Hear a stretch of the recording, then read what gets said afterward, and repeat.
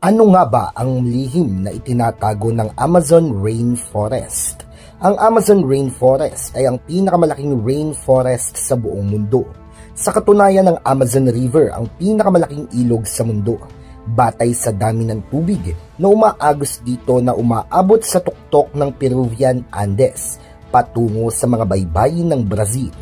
Ayon sa mga sayantipiko, tinatayang may 390 billion na puno sa Amazon Rainforest, kasama ang mahigit na 16,000 species at kapag isinama pati ang mga damo, halaman, mga algae at fungi, lumalampas ang bilang ng mga species sa mahigit 40,000. Pero marami pang ibang species ang hindi pa natutuklasan.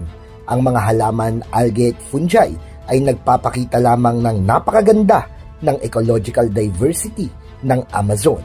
Bukod pa dyan ay sinusuportahan din ito ang hindi kukulangin sa 427 species na mga mammals, 3,000 species ng mga freshwater fish at mahigit 1,300 species ng mga ibon, 378 na uri ng reptiles at 400 species ng amphibians. Kung iyong napansin ay hindi natin binanggit ang anumang invertebrates tulad ng mga insekto. Ito ay dahil napakalaki ng kanilang populasyon ng mga invertebrate species sa Amazon. Umaabot sila sa milyon-milyon. Subalit ang malaking katanungan ay paano nga ba sinusuportahan ng napakalaking ecosystem na ito ang napakarami at iba't ibang organismo. Yan ang pag-uusapan natin sa video natin ngayong araw na ito. Kaya siguraduhin ang nakasubscribe at i-click mo na rin ang notification bell button para palagi kang updated sa ating mga latest upload. Simulan na natin, just sit back and relax at tapusin mong video na ito hanggang sa dulo.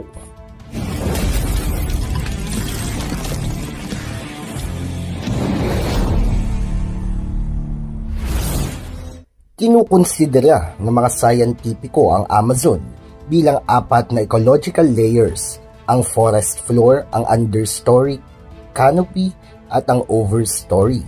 Ang bawat layer ay may mahalagang papel sa kalusugan at survival ng rainforest. Ang forest floor ay kung saan nagsisimula ang simpleng pamumuhay ng rainforest, kung saan ang mga matataas na puno ay lumalago sa makapal na low nutrient soil na nakapatong sa isang layer ng volcanic rock. Dahil sa kakulangan ng malalim at matabang lupa, ang forest floors, tropical vegetation ay dumidepende sa mga decomposers tulad ng bacteria, fungi at insekto. Ang mga essential organisms na ito ay kumukuha ng mga nutrisyon mula sa dead organic material tulad ng mga dahon, kahoy at mga labi ng hayop, habang mahalaga naman sa nutrient cycling ang mga kabute, kung saan ang ilan sa mga fungi na ito ay bioluminescent kapag sunset na sa Amazon. Ang mga kabute na ito ay nagbibigay liwanag sa forest floor na parang mga magical lights, at kaunting sikat lamang ng araw ang nakakapasok sa mga matataas na layer ng rainforest, kung kahit ang forest floor ay nananatiling madilim at basa buong taon. Ang mababang antas ng ilaw ay nagiging hamon para sa mga species ng halaman sa forest floor, pero ang layer na ito ay perpekto para sa mga terrestrial animals. Sa forest floor matatagpuan mo mga insekto tulad ng assassin bug na pumapara sa kanilang biktima gamit ang mahaba at matalim na proboscis nito. Ang ibang insekto naman ay nagtatago lang tulad ng Lea mimic-dids na nagkukunwari bilang isang halaman. Ang Amazon Rainforest ay tahanan ng maraming insekto at arachnid sa mundo. Halimbawa nito ay ang Titan beetle na maaaring lumaki ng hanggang 6.6 inch ang haba, at dahil nga sa napakalaking populasyon ng mga invertebrates ay naglipa na din ang mga predators, ang mga reptiles tulad ng iguana at mga mammals, tulad na lamang ng giant anteater na paboritong kainin ng malalaking colonies ng mga langgam at termites sa forest floor. Ngayon naman ay dumako na tayo sa ikalawang layer ng Amazon Rainforest, ang understory. Ang understory ay puno ng maliliit na mga puno, maliliit na halaman at mga parasitic climbing plants. Gaya ng forest floor, ang understory ay nababalutan din ng makakapal na kupi na may ilang species lamang ng mga namumulaklak na halaman, kung saan nag-aatas bulaklak na may matingkad na kulay. Bagaman kulang sa direktang sikat ng araw ang understory, ay nagtataglay ng iba't ibang prutas kabilang ang mangga, lemon at mga bunga ng kakao na ginagamit sa paggawa ng tsokolate at tirahan din ito ng napakaraming hayop kabilang ang mga giant waxy tree frogs na naninirahan at kumakain sa mabababang sanga ng understory. Nariyan rin ang colonies ng mga vampire bats na nagtatago sa mga sulok ng kagubatan na hindi gaanong nasisikatan ng araw.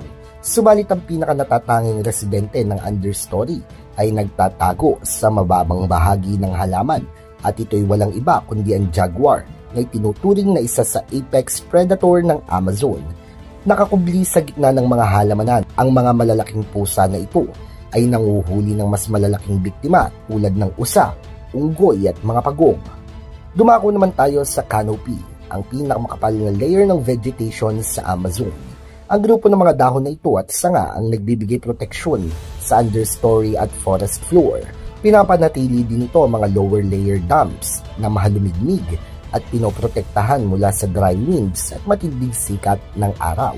Inaasahan ng mga scientifico na matuklasan ng pinakamaraming species ng canopy ng rainforest. Ngunit ang pagsusuri sa canopy ay isang malaking hamon.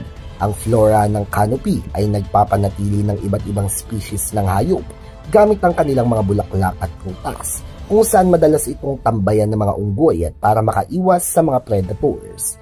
Bukod pa dyan, ang karamihan sa mga ibon sa Amazon ay naninirahan sa canopy, kasama ng ilan sa pinaka-rare species sa mundo.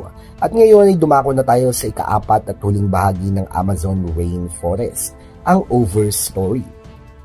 Ang mga puno sa overstory ay lumalaki hanggang sa 200 talampakan na taas, kung saan ang malalaking katawan ng mga ito ay mas mataas pa sa mga canopy. Ang overstory ay maliwanag at tuyong lugar, kung saan maraming malalaking predators ang naninirahan. Ang mga birds of prey tulad ng mga agila, huwago at mga lawin ay madalas tumambay dito, kung saan sila'y nanguhuli ng mga hayop sa canopy tulad ng unggoy. Binabahagi ng mga scientifico ang Amazon sa mga ecological layers, ngunit ang habitat na ito ay gumagana bilang isang cohesive system.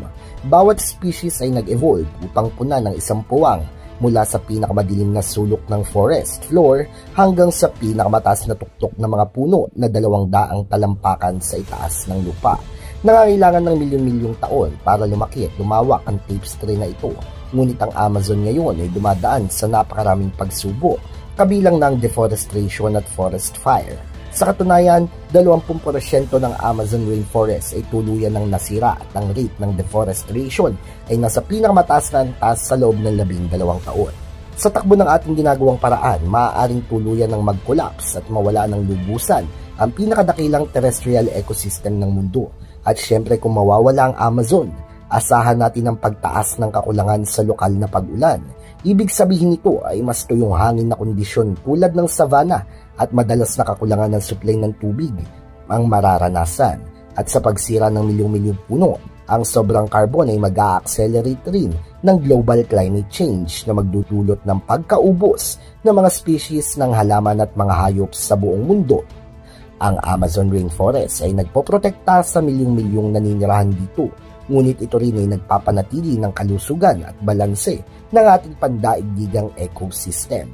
Sa mata ng hindi bihasang tao, ang Amazon ay isang magulong samahan ng mga puno, baging at kakaibang mga nilalang. Pero kung titingnan mo sa loob ng kanyang magulong canopy, matutuklasan mo ang isang nagbibigay buhay na ecosystem na kakaiba sa anumang bahagi ng mundo. At ngayong alam mo na ang lihim na itinatago ng Amazon rainforest, ay anong masasabi mo tungkol dito? Well, ibigay ang iyong opinion sa ating comment section down below. Maraming salamat sa inyong pagtutok at pagsubaybay. Hanggang sa muli at kita-kits tayo sa ating mga susunod pang mga videos.